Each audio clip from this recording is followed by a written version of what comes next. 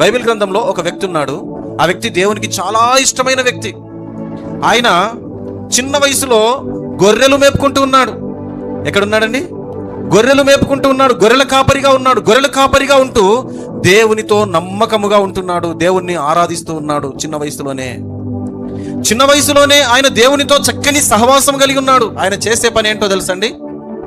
చదువు లేని పామరులు చేసే పని గొర్రెలు కాచుకునేటువంటి పని. చదువు లేని పామరులు చేసే పని గొర్రెలు కాచుకునే పని. గొర్రెలు కాచుకుంటున్నాడు, కానీ దేవునితో ఆయన ఆరాధనలో ఉన్నాడు. దేవునితో సహవాసంలో ఉన్నాడు. దేవునితో చక్కని సంబంధం కలిగి ఉన్నాడు.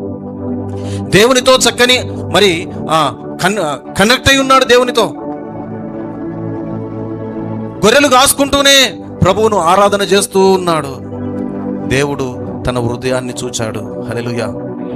ఎవరిని చూశాడు? తన హృదయాన్ని చూశాడు. గొర్రెలు కాచుకుంటున్న బాలుడే, కానీ దేవుడు తన హృదయాన్ని చూశాడు.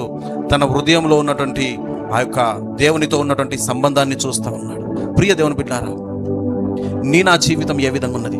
నువ్వు ఏ పని చేస్తున్నా సరే, నువ్వు ఉద్యోగం చేస్తున్నా, ఇంట్లో పని చేస్తున్నా, బయట పని చేస్తున్నా, నువ్వు ఏ పని చేస్తున్నా సరే, నువ్వు దేవునితో సహవాసం కలిగి ఉన్నావా? నువ్వు దేవునితో చక్కని సహవాసం కలిగి ఉన్నావా? దేవుని మీద ఆధారపడుతూ బ్రతుకుతున్నావా? నువ్వు దేవుని మీద ఆధారపడి జీవిస్తూ ఉన్నావా? లేదంటే నువ్వు చేస్తున్నటువంటి అధికారుల మీద ఆధారపడి బ్రతుకుతున్నావా? నువ్వు ఉద్యోగం చేస్తున్నటువంటి కొంతమంది ఉద్యోగం దగ్గర ఉన్నటువంటి అధికారుల మీద ఆధారపడి బ్రతుకుతూ ఉంటారు. ప్రియ దేవుని బిడ్డలారా, దావీదు గొర్రెలు కాపరిగా ఉన్నటువంటి దావీదును దేవుడు తన హృదయాన్ని బట్టి, నా హృదయానుసారి అని చెప్పి ఆ చిన్న వయసులోనే దేవుడు తనను అభిషేకించాడు. గట్టిగా చప్పట్లు ప్రభువుని మహిమపడతాం.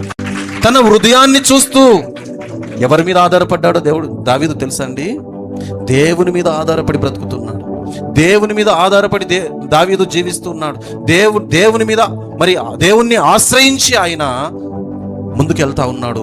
ఆ ఆశ్రయించినటువంటి దేవుడు దావీదును వదిలిపెట్టకుండా తన హృదయాన్ని చూసి తనను ఒక ఉన్నతమైన స్థానానికి దేవుడు తీసుకెళ్ళాడు. హల్లెలూయా.